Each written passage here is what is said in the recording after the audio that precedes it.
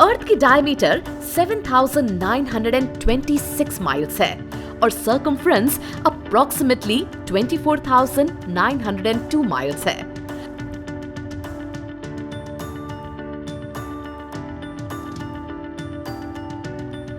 Welcome back friends. Last episode में हम बातें कर रहे थे प्लैनेट अर्थ के बारे में, हमारी मदर अर्थ जो हम सबका अबोर्ड है। हमने बेसिक इंफॉर्मेशन पा ली कि अर्थ कैसे फॉर्म हुई, अर्थ के related facts and also about satellite of earth moon. अब बारी है अर्थ के प्रॉपर्टीज के बारे में जानने की, तो देर किस बात की, चलिए let's explore it together.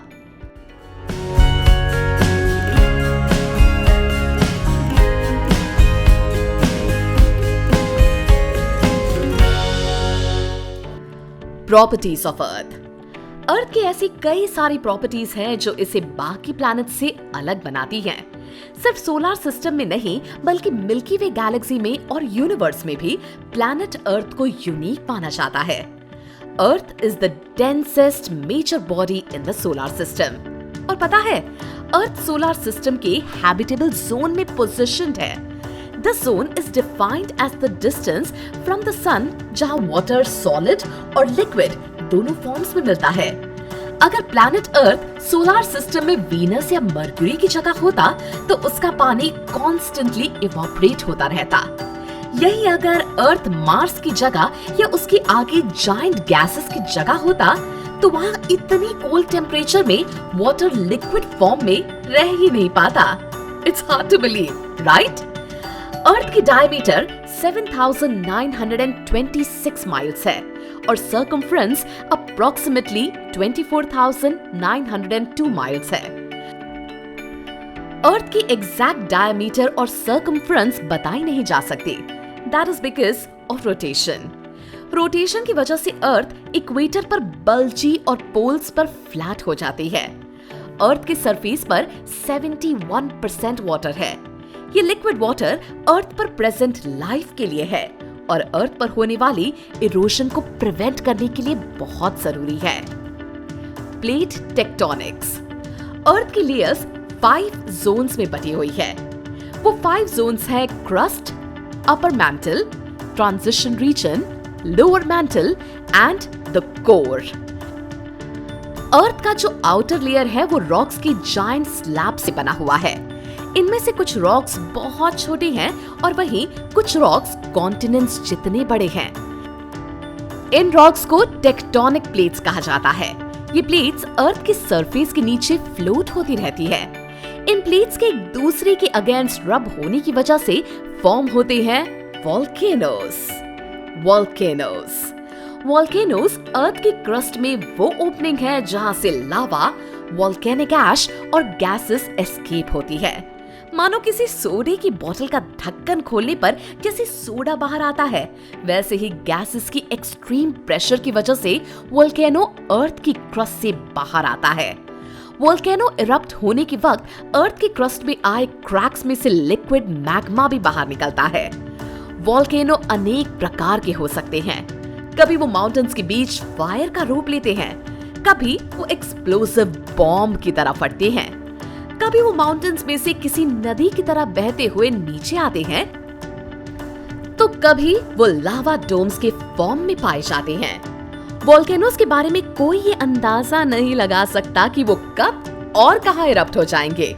Volcanoes erupt होने से पहले हजारों सालों तक अर्थ के क्रस्ट के भीतर प्रोसेस होते रहते हैं। इस बारे में भी कोई नहीं जानता कि वोल्केनोस एग्जैक्टली कहां देखने को मिलेंगे। ऐसी कोई पर्टिकुलर जगह नहीं है कि वोल्केनोस वहीं पाए जाएंगे। वो दुनिया के किसी भी कोने के माउंटेन्स में इरप्ट हो सकते हैं। वोल्केनो एक्सपर्ट्स ये नापने के लिए बहुत गहरी रिसर्च कर रहे हैं। इसी रिसर्च का एक पार्ट ये है कि सस्पिशियस जगहों पर ड्रोन्स फ्लाई किए जाते हैं, जिससे डेंजरस एक्टिविटीज और गैसेस के प्रेशर्स का अंदाजा लगाया जाए। फिर भी ये टास्क मुश्किल है और इसे वोल्केनो इरप्शन का पता लगाना मुश्किल है। वोल्केनो बहुत अलग अलग तरह से इरप्ट होते हैं। जैसे इटली में एक वोल्केनो देखा गया था जो एक्चुअली किसी फायर फाउंटेन की तरह था। इसका नाम साइंटिस्ट ने स्ट्रोम्बोलियन इरप्शंस रख दिया। कुछ वोल्केनोस साल दर साल जेंटली इरप्ट होते जाते हैं, तो कुछ वोल्केनोस धमाके की तरह प्रोपेलिंग गैसेस, वोल्केनिक ऐश और लावा एक्सप्लोड करते हैं। आइसबर्ग्स। थोड़ी देर पहले हमने बताया कि कैसे वाटर अर्थ का इम्पोर्टेंट हिस्सा है। वाटर से रिलेटेड अर्थ की एक इम्पोर्टेंट प्रॉपर्टी है। आइस के बड़े बड़े टुकड़े ओशंस में गिर जाते हैं। इस तरह फ्लोट होने वाले आइस के हिस्सों को आइसबर्ग कहा जाता है। ये ग्लेशियर से अलग हुए बर्फ के टुकड़े अक्सर फ्रेश वाटर से बने होते हैं। अर्थ के नदर्न हेमिस्फीयर में ये ग्लेशियर्स ग्रीनलैंड से अलग होकर आइसबर्ग बन जाते हैं। वहीं अर्थ के सदर्न हेमिस्फीयर में एंटार्क्टिका से ये ग्लेशियर्स अलग होकर आइसबर्ग में कन्वर्ट हो जाते हैं। एक समय था जब अर्थ पर बिल्कुल आइस एग्जिस्ट नहीं करता था, लेकिन अब अर्थ पर 2/3 of the total water is frozen water. इसमें कुछ बर्फ है तो कुछ ग्लेशियर है। इनफैक्ट ग्लेशियर जमे हुए बर्फ के टुकड़ों से ही बड़े बड़े माउंटेन्स का रूप ले लेते हैं। ऐसा एरिया जहां 50,000 स्क्वायर किलोमीटर से ज्यादा आइस स्प्रेड हुआ होता है उसे आइस शीट कहा जाता है।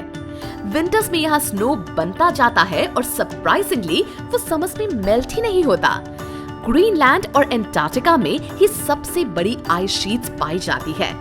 अगर ये शीट्स कभी मेल्ट होती है तो अर्थ के ocean levels approximately 60 to 70 metres तक राइज हो जाएंगी। इससे तो प्लैनेट अर्थ का स्ट्रक्चर ही बदल जाएगा। सो फ्रेंड्स, अर्थ की इतनी सारी प्रॉपर्टीज जानकर आपको मजा तो जरूर आया होगा। अब ये वीडियो आप ज्यादा से ज्यादा लोगों के साथ शेयर करना और मोस्ट इम्पोर्टेंट हमारे माइंड वॉर्स यूट्यूब चैनल को सब्सक्राइब करना। Hey guys, want to be the first to know of the videos on the Mind Wars YouTube channel? Hit subscribe and click the bell icon. And remember, knowledge increases when you share it. So like, share and tell your friends about the video.